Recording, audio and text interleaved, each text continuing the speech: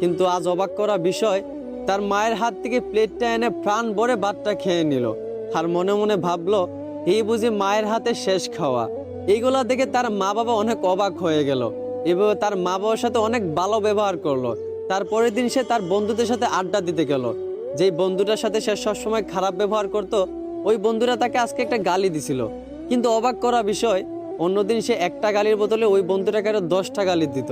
কিন্তু আজ অবাক করা বিষয়, ওই বন্ধুটা গালি দেওয়ার পর সে বন্ধুটাকে জড়িয়ে ধরে কাঁদতে লাগলো আর বলল, ভালো থাকিস রে দোস্ত।